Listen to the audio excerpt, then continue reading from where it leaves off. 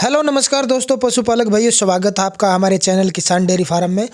दोस्तों, इस वीडियो में हम बात करेंगे कि डेयरी फार्म या पशुपालन के लिए लोन पर सब्सिडी कैसे प्राप्त करें। किसान भाइयों, आप लोग यह सवाल करते हैं कि डेयरी फार्म पशुपालन के लिए लोन पर सब्सिडी कैसे प्राप्त करें तथा कहाँ जाएं। आप जानना चाहते हैं कि पशुपालन के लिए कितनी सब्सिडी है लोन मिल सकता है, तो पूरी जानकारी उदाहरण देके आपको समझाएंगे इस वीडियो में। तो अगर चैनल पर नए हैं तो चैनल को सब्सक्राइब करें। सब्सिडी, यदि आप डेयरी के लिए पशुपालन करना चाहते हैं तो सरकार पशुपालन के लिए आपको सब्सिडी देती है। यह सब्सिडी कितनी होगी आप पर निर्भर करता है। सब्सिडी इस बात पर निर्भर करता है कि पशुपालन में कितना खर्च आता है। मध्य प्रदेश सरकार आपको कुल खर्च पर 25% तक की सब्सिडी देगी। वह अन्य राज्यों में संबंधित राज्य की योजना पर निर्भर करता है कि आपको कितने % तक सब्सिडी मिलेगी, क्योंकि अलग अलग राज्य में अलग अलग स्कीम होती हैं और राज्य सरकारें ये सब्सिडी देती हैं। और कहीं पे अगर केंद्र सरकार की योजना है तो केंद्र सरकार उसमें सब्सिडी देती है। तो ये उदाहरण के तौर पर आपको बताएंगे कहाँ जाना और क्या करना है आपको।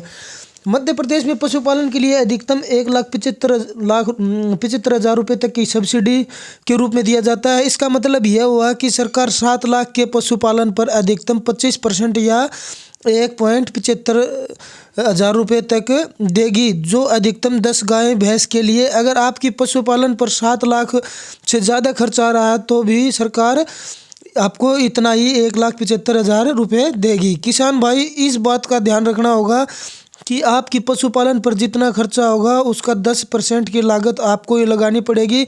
इसके बाद शेष राशि बैंक से कर्ज के रूप में मिल जाएगी। इसे एक उदाहरण से समझते हैं कि जैसे कि मैं किसान हूँ और मैं 10 गाय का डेयरी शुरू करना चाहता हूँ। इसमें कुल खर्च 10 लाख रुपए आया, जिसमें करीब 6 लाख की 10 गायें हैं। इसके बाद गाय के रखने के लिए जगह, बीमा 6%, गाय को लाने का खर्चा इत्यादि 4 लाख रुपये है। अब हमें सरकार इस पर 1,75,000 रुपये का सब्सिडी देगी, तब मुझे 1 लाख खर्च करना पड़ेगा। राशि बैंक लोन के रूप में आपको देगी। तो इस प्रकार से होता है कि बैंक कुछ % आपको खर्च करना होता है। अलग अलग योजनाएं होती है अलग अलग राज्य में, और बाकी का लोन आपको मतलब देती है सरकार, देती है बैंक द्वारा आपको लोन मिलता है। तो ये इस तरह का प्रोसेस होता है। कहीं पे 50% सब्सिडी भी है, कहीं पे 35% भी है, कहीं पे 40 भी है। अलग अलग स्कीम होती है। क्या करना है अब हमें इस योजना का लाभ उठाने के लिए? योजना का लाभ लेने के लिए आपको एक प्रोजेक्ट तैयार करना होगा, जिसमें आप अपनी शुरुआत लागत तथा 1 वर्ष के पशुपालन पर आने वाले खर्च, इस प्रोजेक्ट में आपको आमदनी भी दिखानी होगी, जिससे बैंक को यह विश्वास हो सके कि आप उसका लोन लौटा सकते हैं। कहाँ जाना है आपको? इस प्रोजेक्ट रिपोर्ट को तैयार करके आपको जिले के पशु चिकित्सक से हस्ताक्षर करवाकर बैंक में जाएं तथा इस प्रोजेक्ट के लिए बैंक में एक फार्म दिया जाएगा। अधिक जानकारी के लिए आप अपने ज़िले के पशुपालन के संचालक से मिले एवं आप उन्हें प्रोजेक्ट रिपोर्ट की कॉपी दिखाए। तो प्रोजेक्ट रिपोर्ट में क्या होता है कि आपको अपने जो 1 साल का खर्चा आएगा पशु के खाने पीने का, 1 साल में कितना दूध आप निकाल रहे हैं, कितना दूध सेल कर रहे हैं और कितना आप मतलब कमा रहे हैं, पूरी आमदनी सब कुछ इसमें दिखानी होती है प्रोजेक्ट रिपोर्ट में, कि आपका काम किस प्रकार से चल रहा है, कहाँ आपने काम कर रखा है, किस प्रकार से आपने शेड बनाया है, कितने पशु आपके पास है, मतलब पूरी लागत जो आपकी लग रही है और जो बचत है, आप क्या कमा रहे हैं, पूरी डिटेल इस प्रोजेक्ट रिपोर्ट में होती है दोस्तों।